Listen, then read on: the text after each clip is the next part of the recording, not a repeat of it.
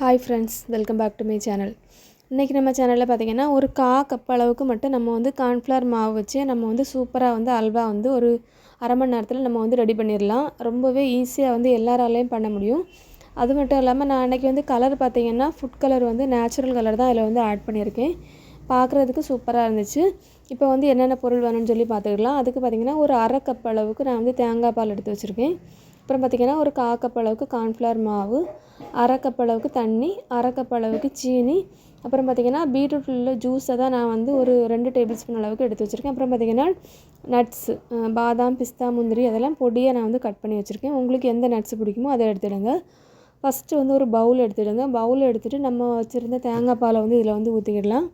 இதுக்கப்புறம் பார்த்திங்கன்னா நம்ம வச்சுருந்த கார்ன்ஃப்ளவர், இந்த ரெண்டையுமே நம்ம வந்து ஃபஸ்ட்டே வந்து கரைச்சி வச்சிடணும். அப்படி கரைக்கலைன்னா நமக்கு வந்து அது வந்து அங்கங்கே கட்டி பிடிக்க மாதிரி இருக்கும். அதனால் ஃபஸ்ட்டே வந்து இந்த கார்ன்ஃப்ளவரையும் இந்த தேங்காய் பாலையும் மிக்ஸ் பண்ணி வச்சுருங்க.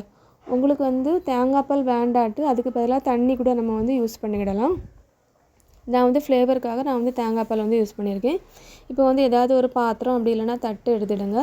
இது பண்ணுறதுக்கு பார்த்திங்கன்னா 2 ஸ்பூன் அளவுக்கு நமக்கு நெய் இருந்தாலே போதும்.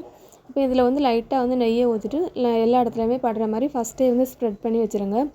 ஏன்னா வந்து நம்ம வந்து அல்வா வந்து ரெடி பண்ணதுக்கப்புறம் நம்ம வந்து இந்த பாத்திரத்தில் தான் நம்ம வந்து ஊற்றுவோம். அந்த டைம் நம்ம வந்து பண்ணாமல் இருக்கிறதுக்காக ஃபஸ்ட்டே நம்ம வந்து இந்த ரெடி பண்ணி வச்சிடணும்.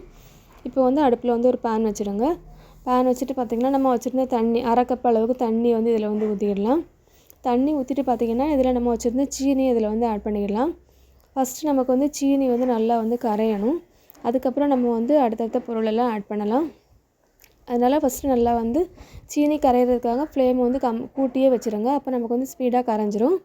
இப்போ பார்த்திங்கன்னா சீனி வந்து நல்லா கரைஞ்சிட்டு நல்லா வந்து பாயில் ஆக ஆரம்பிச்சிட்டு இப்போ வந்து ஃப்ளேமை நம்ம வந்து கம்மி பண்ணி வச்சிடணும். இந்த டைம் நம்ம வந்து ஃபுட் கலர் ஆட் பண்ணிக்கிடலாம். நான் அன்றைக்கி பீட்ரூட் ஜூஸ் தான் ஆட் பண்ணியிருக்கேன். உங்களுக்கு வேறு ஃபுட் கலர் ஆட் பண்ணலாம். அப்படி இல்லைனா ஒயிட் கலராகவே வேணும்னா அப்படியே கூட நம்ம வந்து பண்ணிடலாம். இப்போ வந்து பீட்ரூட் ஜூஸ் ஆட் பண்ணிவிட்டு இதுக்கப்புறம் பார்த்திங்கன்னா நம்ம மிக்ஸ் பண்ணி வச்சுருந்த மாவு அதை வந்து கொஞ்சம் கொஞ்சமாக தான் ஊற்றணும். இப்போ வந்து நம்ம வந்து தீயை பார்த்திங்கன்னா சிம்மில் தான் வச்சுருக்கணும். அப்படி இல்லைன்னா அந்த கார்ன்ஃப்ளவர் மாவு வந்து நமக்கு வந்து அங்கங்கே கட்டியாட்டு பிடிக்க ஆரம்பிச்சிடும். அதனால தான் சிம் பண்ணிவிட்டு நம்ம வந்து இதை வந்து நல்லா மிக்ஸ் பண்ணி விட்டுடுங்க.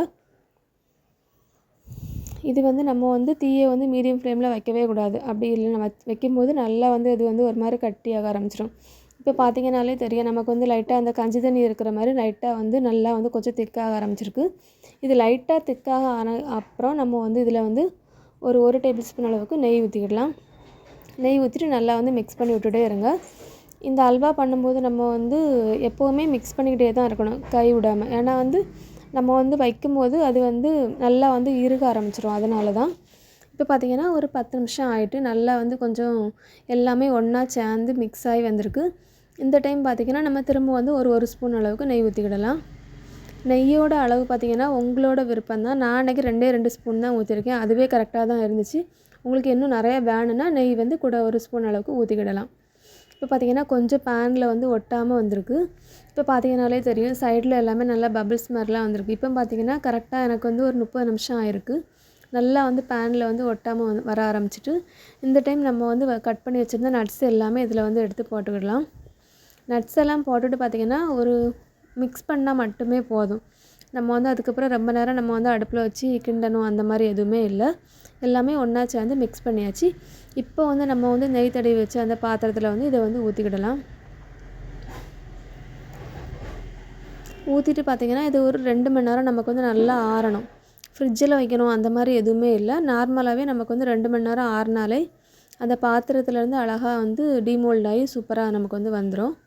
இப்போ இது எல்லாமே போட்டுட்டு பார்த்திங்கன்னா லைட்டாக அந்த மாதிரி ஸ்பேட்சில் வச்சு லைட்டாக லெவல் பண்ணி மட்டும் விட்டுடுங்க. இப்போ பார்த்திங்கன்னா நல்லா வந்து ஆறிட்டு சைடில் எல்லாமே பார்த்தாலே தெரியும், நமக்கு வந்து ஒட்டாமல் நமக்கு வந்து வரும் நெய் தடவுனால. இப்போ இதை அப்படியே நம்ம வந்து ஒரு பிளேட்டில் வந்து மாற்றி எடுத்துக்கிடலாம்.